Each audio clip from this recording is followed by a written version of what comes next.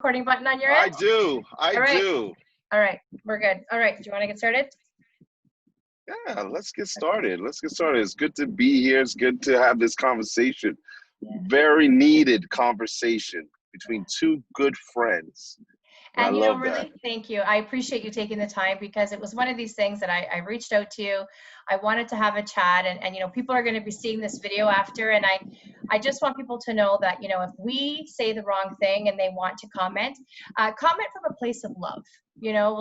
Please, we don't want to be ripped apart for saying the wrong thing. We're willing to make a mistake for the sake of learning than to just do nothing. And of course, I don't want to be silent. So I think that I respect you, I adore you, and I really want to just have a really good heart-to-heart conversation with you today. I think it's beautiful that we sat down and we're actually doing this. Yeah. And for those who want to know, well, how did this happen? It's funny that you called me, and with very emotional about everything that was going on, and wanted to see if I was okay. And in this case, it's one of those situations where you love knowing that friends always are there.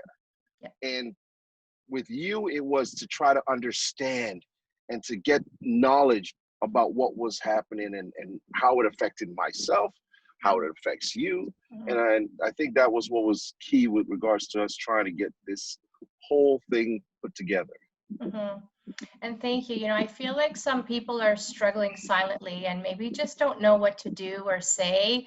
And I wanted to reach out to you to see how you were doing, and if maybe you could shed some light. I trust you, and we have voices, and so we need to use them in hopes of inspiring others. And so I really just wanted to have a candid conversation with you today, and really talk about anti-racism, and what we can do as a society to be allies, and just I really just kind of want to bring the floor to you and shed some light on this topic for us.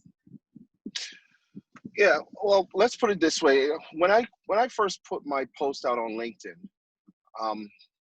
it was because of that same reason. Yeah. I did not want to be silent. Yeah. Being silent, it's almost like it almost acts as if you are allowing it to happen and not taking a side. Right. And I was a little nervous when I did it, because as we both know, with LinkedIn, it's a place of business. It's for connecting with business-like members and trying to find ways to connect and build businesses together. But I felt that this was important enough to put that voice on that platform.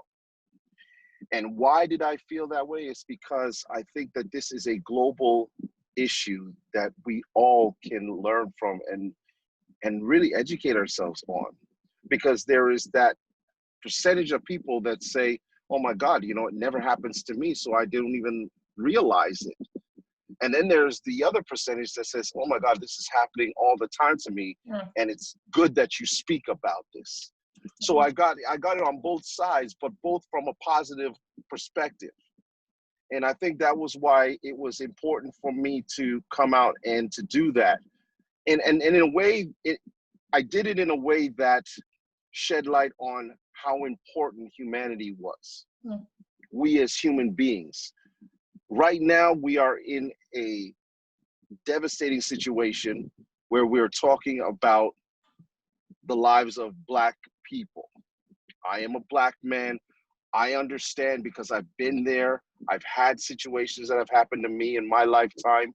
Maybe not to the degree of what happened to George Floyd, but at the same time, I've been there prejudged. I've been there where I was racially profiled in situations, and it happens. And it doesn't just happen to me as a Black man. It happens to other races as well. And we've seen that throughout the course of history. So I think that's why I wanted it to touch on that particular subject. Mm-hmm. The fact that we are our worth as human beings. Mm-hmm. That was what was important to me. Mm-hmm. Mm-hmm. You know, what can we do to support the Black community? Well, somebody asked me that the other day, and the one thing that says there's so many ways in which you can. There's being a voice and stepping up and speaking about it like we're doing right now. There are different organizations that are out there that you can donate to. But then somebody said to me, well, what if we don't want to donate? And even if I donate, do I feel like I've done anything by just donating? Well, no. Essentially, you haven't. You probably are just putting the money in, and then that's it. You turn a blind eye, and what does that solve? Mm-hmm. I think what really it comes down to, for me personally, is actually stepping up and making the conscious decision to be a voice, Mm-hmm. to be out there, to speak on these things, when you see it happening around you, to not just let it slide, but to say something. Mm-hmm. Again, I want to be very cautious in saying that it's not only about just the Black lives that I'm talking about. I'm talking about in general. Right now, we are specific about what's happening with Black lives. But the idea is that it happens all the time.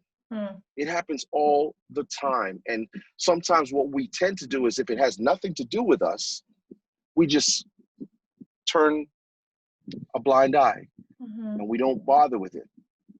So the idea is, first and foremost, get educated. Mm. First and foremost, educate yourself on what's going on, what's happening.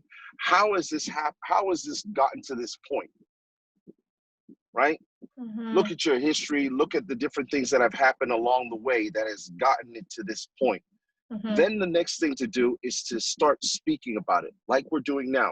Start talking about it, educate yourself, and understand everything that there is to know about it.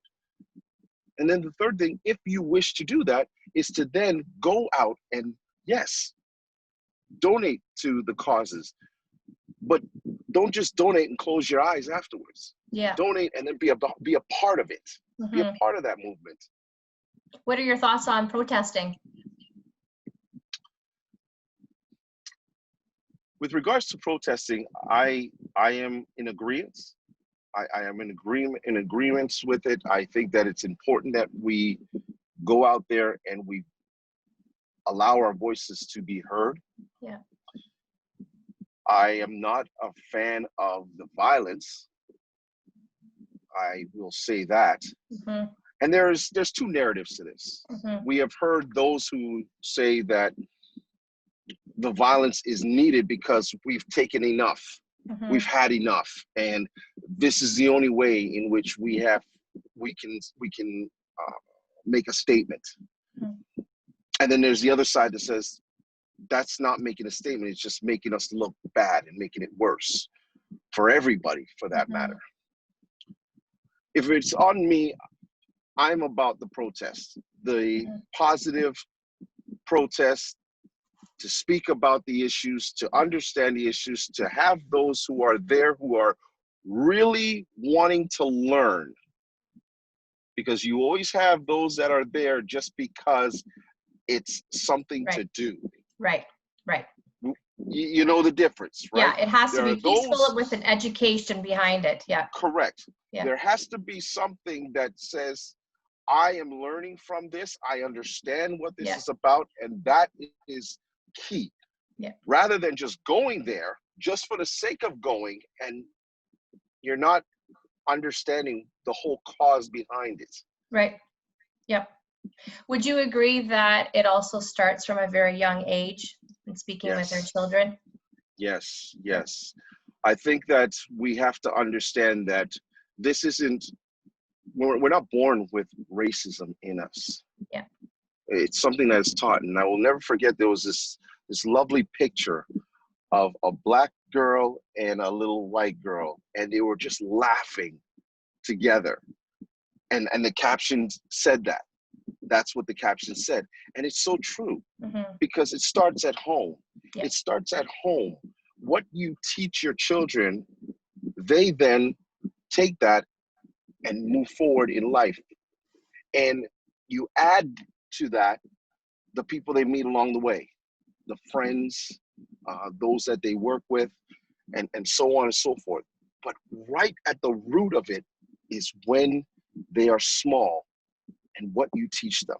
Mm-hmm. And for me, my parents always taught us that we were worth it. As a human being, we were worth it, and to never let anybody make you feel like you're not worth it. To always understand your true value, right? And for a Black man and us as kids, I can recall my parents always saying to us that you will have to work extra harder because of the way society is. And I never understood it at first. And that's something that I'm pretty sure there are a lot of kids that have heard that same thing told to them by their parents, that because you're Black, you're going to have to work that much harder in this world to get to where you want to get to. And now I know why. Now I understand why. And you see the examples around us of why there's that narrative, right? You know, I have to admit that I have never been afraid of the police. I've never felt like I've been followed when I go into a store. I don't feel like I've been racially profiled. And so anytime there's a situation in the world that surrounds racism, you know, it was initially hard for me to understand, but I'm grateful for you, for protesters, for people that are using their voices to bring that information to the light, because it does exist. And, you know, one of the things that I do for a living is I do workshops on, as you know, diversity, inclusion, and acceptance. And, you know, we talk about racism, but when you actually see it happening, it's devastating, especially when there are lives that are lost. I mean, come on, you know, and so, you know, I wanted to reach out to you because I was deeply impacted, and I can't imagine how you must have felt. And, you know, I wanted to reach out to you to share some light and, you know, to give us some hope of, you know, how people should cope with this.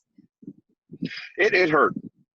My initial reaction when I first saw what happened, it hurt. It hurt to the core of me. And even with my children there watching, they understood what was going on. They understood that this is, for one, not right, and two, that it keeps on happening. And why does this keep on happening? Why does it keep on happening like this? And there are those that would say that it is the racial profiling, and I've seen so many cases of it. And I laugh because I remember Will Smith said, and I'm probably going to mess it up, but paraphrasing it, he said that, you know, racism always existed. The only difference is now we now can film it. We're filming it and we're seeing it now. It's not like this didn't happen before. It's not like these incidences with even police brutality or situations like that they did not happen before. What it is now it's coming to light. You're actually having evidence behind it. Wow. I mean, we could go back to the 90s and Rodney King. I mean, that was one of the most prolific events, horrific events that happened live, and people saw it. And yet still, even with the evidence right there, those officers got off, right? And the amount of time since then, and how many of them have found a way to either be acquitted or found not guilty. It's mind-blowing. It's mind-blowing. So yes, to answer your question, it upset me initially. And it was one of those things where when I sat down, my first reaction was, oh my God, not again. But then afterwards, I thought about it, and I had to sit down and think about it and say, okay, how do we move forward? How do we move forward? Do we move forward angrily, or do we move forward with a sense of purpose. Yeah. And being smart and showing people that there is an educated way in handling it. Yeah. Rather than the brute force style. Because where has that gotten us? I appreciate you saying that, because I have to tell you, I was so hurt, Roger, when I saw fires being started on streets where homeless people lived, products were being stolen, riots, and I just thought, no, that's not how we have to deal with this. And I understand there's a need for releasing anger, but I really, and I support you in the peaceful protest side. I wanted to reach out because I felt helpless. Like I just thought, what can we do as allies to help it? And so I love that you just said, there's a proper way to deal with this. And maybe if you can, before we close, if you can kind of shed some light on that. Well, we're doing it right now. Yeah. We're doing it right now. Agreed. And I'll give you a small story as well. When I posted that on LinkedIn, I tagged a whole bunch of people, and I thought I had tagged you at first. The funny thing was, here's how fate happens. The funny thing is that I tagged a Gabrielle with her name in brackets saying Gaby, but it was a completely different person. And I didn't even look to see the last name. I just put it in and so on. That beautiful woman responded on my LinkedIn page. And she said, I don't know how come I was tagged on this, but I'm so glad that I was, because here I am as a white woman, but I have in my culture, Black, Indian, Chinese, German, all these different cultures that she has within her own self. So she feels like she's like a melting pot of cultures. And she said, this was so refreshing to hear this. And I'm so glad that I got this. And then we sat down because I asked her, I said, listen, obviously it was a mistake, but at the same time, it's fate that we connected. So why don't we have a conversation? And on Monday, we sat down for about an hour. Wow. And we talked, and she really shed light to me. I'm trying to remember, I think her last name is Noriega, if I'm not mistaken, Gabrielle Noriega. And if I'm wrong, please forgive me, Gabrielle. But the funny thing is that she shed light on how she saw it from her perspective. And that's also key, because a lot of people want to hear how the Black person feels. But it's also interesting to hear how that person from the other side, the white person, feels, who is equally upset about what's going on, who's equally feeling the pressure of not liking what they see. And how are they seeing it? And it was fun to sit down with her and to listen to her talk about it from the perspective that there were many times where she herself, unconsciously, just would see a situation and would think something was going on, or something, give it a negative spin on it. And she realized in that moment right now that that's wrong. Instead of understanding what it is, or maybe having more education on it, there's no reason for her to react as quickly as she does. And I appreciated it. I mean, I really, really appreciate it. It was a great conversation with somebody who I never met, never talked to, but for an hour, it felt like it was 5 minutes that had only passed by. That is right? It was such such a beautiful conversation. But we both were able to take something from that. And she was able to say, you know what, I can understand where you're coming from and the pain that you and the culture feels. And I, in turn, can understand how it is that sometimes when you're not in tune to what's going on, you go blind and you don't realize it until afterwards when you look back and go, oh my God, I didn't know. Yeah. It's thank you for sharing that story. When you and I were chatting, you said, oh, I tagged you on LinkedIn, and I went on LinkedIn and I wasn't tagged. And so now it's making sense to me what happened. It was That's what it was. I said I was going to tell you. Yeah, I think you're right. I think there's another Gabriella, Gaby, so that makes sense. So thank you for sharing that. That is a very good story. Now, for anyone that's watching this that hasn't seen your LinkedIn post, do you maybe want to just quickly share with us what you posted? Oh, well, I want to leave it a bit of a surprise. If they want to go on, obviously just go on my page. It's Roger Caesar, Caesar, and just look for my latest post. And you'll be surprised, I guess. For most people, they didn't know that I could do things that I was doing in there. But I really wanted to, I really wanted to make sure that when I said what I had to say, it was done authentically, straight from the heart, and it's what I meant, right? And I think that that's what it comes down to. Having conversations like this is key. Having conversations with individuals like yourself. Yesterday, I spoke to a gentleman by the name of Brian, who wanted to connect with me and talk about it as well. He has a podcast called Vulnerable.